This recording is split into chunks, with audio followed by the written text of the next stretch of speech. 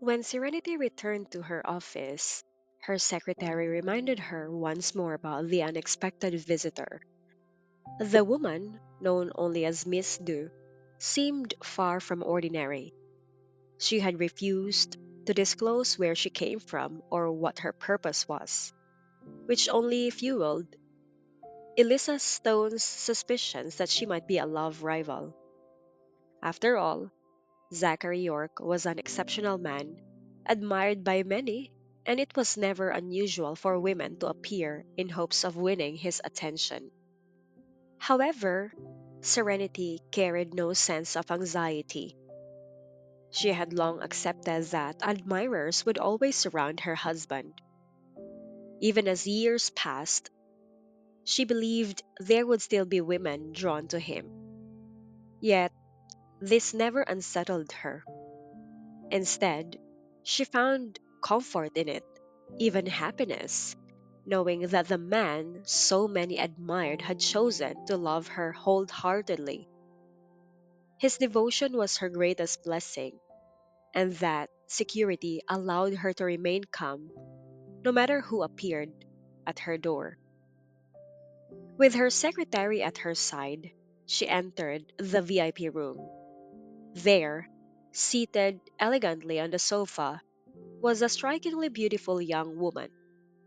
Her posture, mannerisms, and aura all spoke of refinement, the kind that came from a wealthy and noble upbringing. Serenity herself had grown in elegance under the guidance of her elders, but even so, she recognized that this newcomer carried a presence cultivated from birth. As their eyes met, the visitor rose gracefully to greet her. She introduced herself as Abby Du, revealing that she came from Kiribati.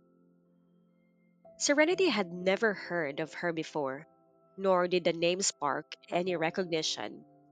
Still, she welcomed her politely, offering her a seat and ordering tea to be prepared. Elisa soon entered as well. Her curiosity piqued. Abby greeted her warmly, but her gaze often returned to Serenity, making it clear that she had come specifically for her. For a short while, the three women sat together, but it was not long before Elisa excused herself, leaving Serenity alone with Abby. Elisa, ever protective of her friend, was not concerned about leaving her in this situation. Serenity was no longer the woman she had once been. She had grown stronger, both in spirit and in capability. She was not someone who could be easily bullied, her resilience proven time and again.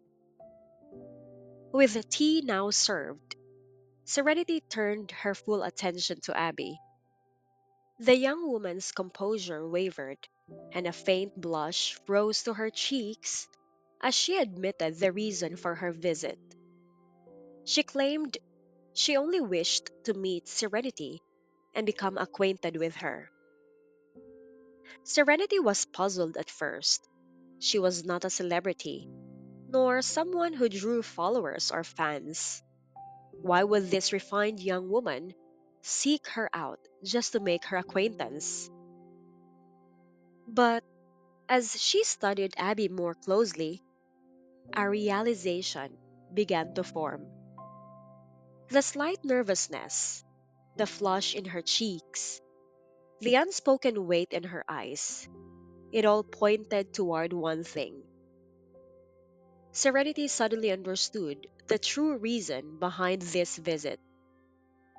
This young woman had come not merely out of curiosity, but because of Zachary York.